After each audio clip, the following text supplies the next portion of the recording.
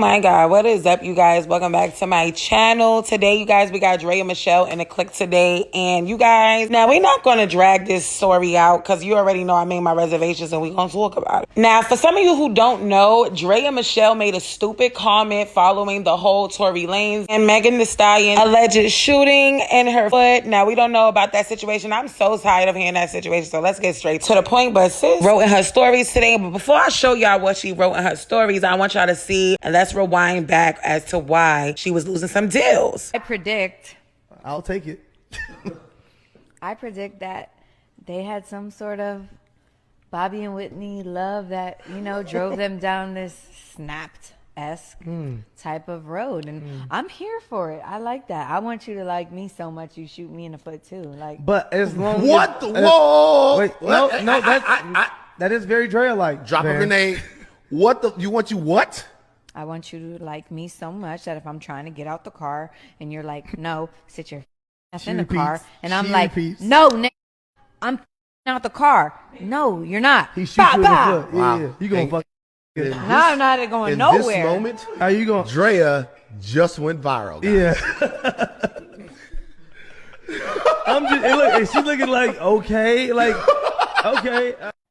Now, we all know that was when COVID first started, but at the end of the day, that was just distasteful. And sis, if you're going to talk like that and you like that toxic shit, you're supposed to talk about that amongst your friends because your friends probably thought that was funny. But you talking in the public on a podcast and you went viral and she got a lot of deals taken away from her. So if y'all don't see that show on Zeus and they were recording her, she got let go from a lot of brand deals. But one of the biggest brand deals she had was HerSavageXFenty. Rihanna was not playing with that. The fans was coming at her, tagging HerSavageXFenty, saying you're gonna let this girl that talk about domestic violence, because you know, you guys, Rihanna don't play about no domestic violence. You could tell by the look in her face at this podcast that she knew she effed up. Like, once the guy said, hey, at this point Draya and Michele just went viral, I know she thought in the back of her head, like, what did I just say? I got way too comfortable. But y'all, she wrote up in her stories that she would like HerSavageXFenty deal back in 2022. Like, sis, you manifesting. I get it. It's been wild long. So people wasn't coming for that. People was not dealing with that. And in the Shade Room comment, she made sure she wrote, the thing about it is,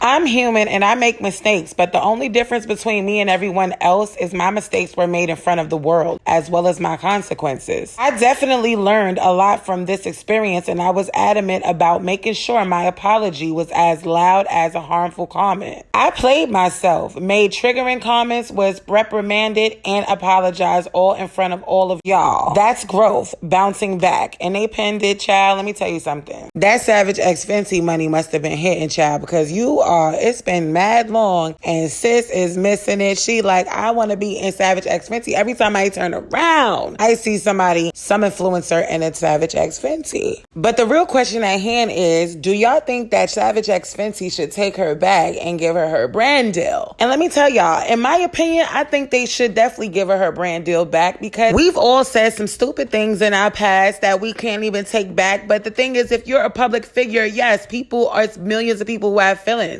And a lot of domestic violence survivors definitely felt some type of way about it. But we get it. She apologized. And in life, you mess up, you drop, and you pick yourself up, back up again. So I do feel like she definitely deserves to get that brand deal back. She's still a bad bitty. And I think for now, she knows never to do that ever again. And if you want to have that toxic shit, leave it behind closed doors. Because we live in a world now where we can't say nothing without anybody feeling some type of way. Anyways, y'all let me know what y'all think. Do y'all think that HerSavageXFenty should take her back? Let me know. But let's move right along to ARI the Don. Now, y'all, she just went on a podcast, Don't Call Me White Girl. Y'all could go and check that out. I'm not going to put it on here for copyright purposes, but let me put y'all up on game. She went on there, she explained about her relationship and said things that she liked, and it involved a gun and her man, Moneybag Yo, and basically talking about what she like as far as toxic relationship and whatever floats her boat. Now, y'all, I ain't gonna lie to you, a lot of people didn't like it. They had things to say about it, and you already already know, Ari always claps back at the internet and people who have negative things to say about her. So she went on live and made the situation a lot worse. I made my reservations and we're going to talk about it right after you guys hear exactly what she had to say on live. The podcast was amazing. It was great. The podcast was great. It was amazing. I had a fun, beautiful time on it. Y'all already know she is just, honey, the lights. Like, she is so funny. Y'all, please go tune into the podcast. I am so glad that this got all this attention because my girl about to blow up, and that's what it's really all about. Like, nobody cares about, you know, all the negative stuff. Like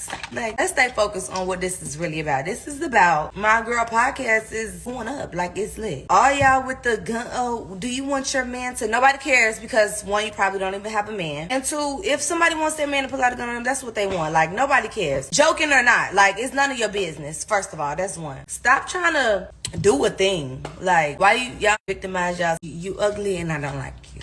First of all, that's one. Okay, that's first. Not y'all who like me. I'm talking about other people. I'm talking about all the victims here. Okay. One, you're ugly. You don't even have a man, first of all, who wants to pull out a gun on you, especially to not leave. Nobody wants to do that. Okay, not to you. Nobody even cares about you that much to do that. So let's start there. That's one. Two, y'all are in the comments like, oh, when I was in a relationship, this boy put out. Nobody cares. Nobody cares. Nobody cares about what happened to you, what trauma you had. Nobody cares. This is you trying to you ugly and victimize yourself and use this. Oh, like this. Yeah, don't worry about my wig. Yes, child. Anyway, like, please.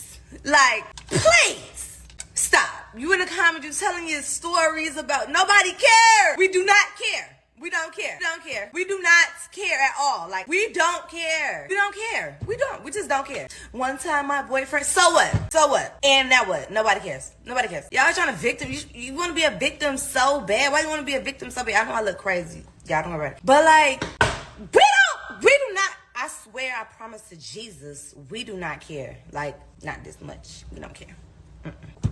Why y'all trying to victimize yourself and make this, oh, guns. Victimize yourself and you. Now, I'm about to just make this short and sweet. What she said was absolutely ignorant because you have tons of followers who truly look up to her and truly admire her beauty and just really is a big fan of her. And for her to have that type of energy on people who would like to share their stories of their domestic violence situation, and this is her response, is really irresponsible for you to be an influencer talking like that. And let's please not forget the time that you called the cops on G Herbo for allegedly putting his hands on you. Like, let's not act like you never been in a domestic violence situation if this was true. And honestly, it's okay to not really give a fuck about nobody's problems, but don't sit here and spread it out in public and let people know that follow you that you don't care about their trauma. That's disgusting. Because I mean, to be honest with you, you make money off of the people. The people is the reason why you get that bag. I mean, the fact that you are absolutely beautiful and people do admire you, but you do have a large following of people who look up to you. So that's why people want to book you, because you bring clout to their business. Let's face it, that is how social media works. Everybody does promo, and that's how you get paid, off of people booking you because of people loving to come to see you at their venue. Come on now. Now let me get this straight, because then I'm in no way, shape, or form bashing her. But what I will say is, it is nothing wrong with her liking what she liked with Moneybagg Yo. That's her business. She put it out there. It is what it is. Of course, people gonna have their opinions, but when it comes to people trying to express what they was going through in their toxic relationships, I mean, that was what the topic was about on the podcast. Anyways, y'all let me know what y'all think in the comments below. I see you guys in the next video. And as I said before, y'all gotta watch what y'all say in this world nowadays, because people gonna take it and they gonna run with it and they gonna flip it. Keep your personal business behind closed doors. I'll see y'all soon. Bye. That bitch is bad.